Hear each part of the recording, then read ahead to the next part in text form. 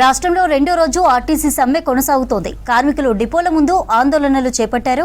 బస్సులు నడవకపోవడంతో ప్రజలు తీవ్ర ఇబ్బందులు పడ్డారు. ప్రైవేటు వాహనాలను ఆశ్రయించడంతో ఎక్కువ ఛార్జీలు వసూలు చేస్తున్నారని ఆందోళన వ్యక్తం చేశారు.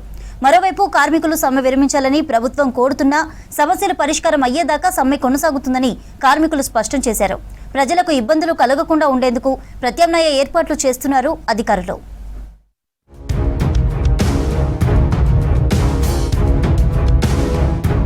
రాష్ట్రంలో రెండో రోజు ఆర్టీసీ సమ్మె కొనసాగుతోంది. కార్మికులు డిపోల ముందు ధర్నాలు చేశారు. ఇవాళ కూడా బస్సులు డిపోలకే పరిమితమయ్యాయి. ఇవాల్టి నుంచి మహాధర్నాలు చేయాలని ఆర్టీసీ జేఏసీ నిర్ణయించింది. ప్రభుత్వం యాజమాన్యం చర్చల పేరుతో కార్మికులను ప్రజలను తప్పుదారు పట్టిస్తోందన్నారు ఆర్టీసీ జేఏసీ నేతలు. వెంటనే ఆర్టీసీని ప్రభుత్వంలో విలీనం చేయాలని డిమాండ్ చేస్తున్నారు. 30% తగ్గకుండా పీఆర్సీ అమలు చేయాలంటున్నారు. హైదరాబాద్ లో ప్రైవేట్ ఎలక్ట్రిక్ బస్సులను రద్దు చేయాలంటున్నారు ఆర్టీసీ జేఏసీ నేతలు. కార్మిక సంఘాలను పునరుద్ధరించి వెంటనే గుర్తింపు సంఘం ఎన్నికలు నిర్వహించాలని డిమాండ్ చేస్తున్నారు.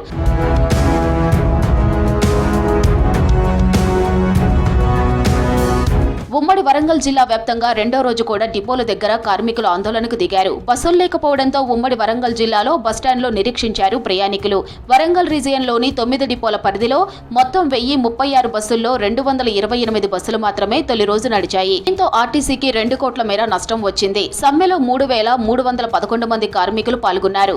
మహబూబాబాద్ జిల్లా తొర్రూరులో డిపో ముందు ఆందోళన చేశారు కార్మికులు. పోలీసులు 20 మందిని అదుపులోకి తీసుకుని స్టేషన్కు తరలించారు. భయాబంతలకు గురి చేసి ప్రైవేటు బస్సుల డ్రైవర్లను కావచ్చు, కండక్టర్లను కావచ్చు, రిక్రూట్మెంట్ అయినటువంటి మొన్న అవుట్ సోర్సింగ్ గా రిక్రూట్మెంట్ అయిన కండక్టర్లను, డ్రైవర్లను బెదిరింపులకు గురి చేసి వారిని పిలిపించి బస్సులు నడిపే ప్రయత్నం చేస్తాను. అటువంటి ప్రయత్నం తక్షణమే మానుకోవాలని, ఒక్క బస్సు కూడా ఆర్టీసీ సంబంధించిన బస్సు కూడా ఒక్కటి కూడా బస్సు బయటికి వెళ్ళనియమని ఈ సందర్భంగా హెచ్చరిస్తూ కరీంనగర్ జిల్లాలో రెండో రోజు ఆర్టీసీ కార్మికుల సమ్మె కొనసాగుతోంది. ఆర్టీసీని ప్రభుత్వంలో విలీనం చేయడంతో పాటు 32 డిమాండ్లతో సమ్మెలోకి దిగారు కార్మికులు. ఉమ్మడి జిల్లా వ్యాప్తంగా 4000 మంది కార్మికులు సమ్మె చేస్తున్నారు. దీంతో బస్సులు లేక ప్రయాణికులు ఇబ్బందులు పడుతున్నారు. ప్రధాన డిమాండ్లను పరిష్కరిస్తే సమ్మె విరమిస్తామంటున్నారు ఆర్టీసీ జేఏసీ నేతలు.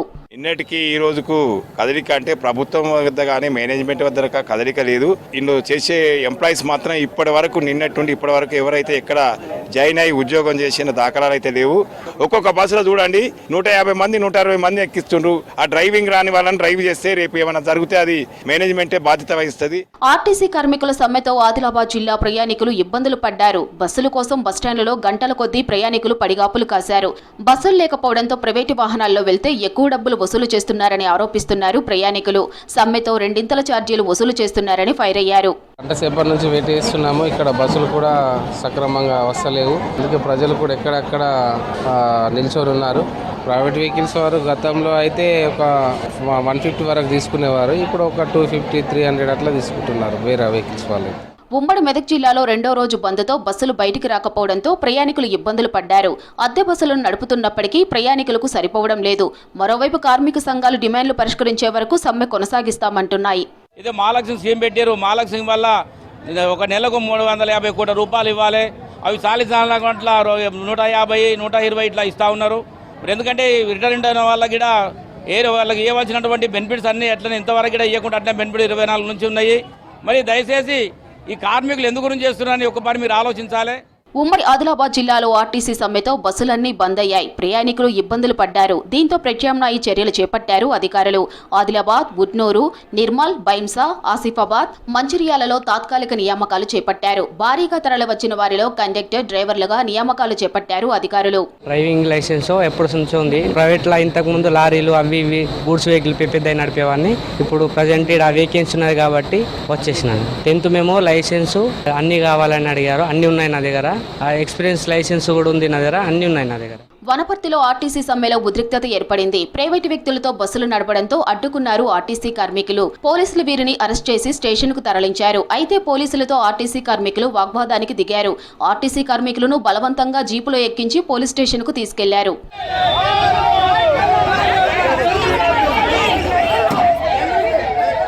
ఆర్టీసీ సమ్మె ఓవైపు ప్రైవేటు వాహనదారుల దోపిడీతో ఇబ్బందులు పడ్డారు ప్రయాణికులు. హైదరాబాద్ నుంచి వివిధ జిల్లాలకు వెళ్లే ప్రయాణికులపై అధిక ఛార్జీలు వసూలు చేస్తున్నారు. సాధారణంగా 100-150 ఉండే రేట్లు అమాంతం 500 నుంచి 1000 రూపాయలు వసూలు చేస్తున్నారని ఆవేదన వ్యక్తం చేశారు ప్రయాణికులు. సిద్దిపేట, కరీంనగర్, ఆదిలాబాద్, ఆసిఫాబాద్, సంగారెడ్డి జిల్లాలకు వెళ్లే ప్రయాణికులకు ట్రాన్స్పోర్ట్ భారం పెరుగుతోంది. బట్ ఈ సమ్మె వల్ల చాలా ప్రాబ్లం అవుతుంది. అసలు బస్సెస్ ఏం లేవు కాబట్టి నార్మల్గా కార్స్ అందరూ ఎఫర్ చేస్తున్నారు. సో నేను కూడా కార్లు వెళ్దామని చెప్పేసి వచ్చిన. నేను కూడా ఒక గంట నేను బస్ స్టాండ్కి వెళ్ళి నిలబడి పోయి హాస్టల్లో ఉన్నది అమ్మాయి హాలిడేస్ ఈరోజు అక్కడనే వదిలేయాలి నా చెప్పండి. మళ్ళీ 300-400 అంటే ఎడికిలు ఇవ్వాలి మేము. చూడండి ఇప్పుడు ఇద్దరు పోవాలంటే పర్వేటికి 300-400 అంటే 600-800 కావాలి. ఎడికిలు ఇవ్వాలి, ఎట్లా చేయాలి మేము? మామూలుగా బస్సుకు వస్తే అప్పుడు 600-650 వస్తుండేవి. ఇప్పుడు వెహికల్స్ లేవు, మరి డబ్బులు రేట్ అడుగుతున్నారు. 1000 రూపాయలు కిరాయి అడిగారు. మేము ఇయ్యలేని పరిస్థితి ఉన్నాము.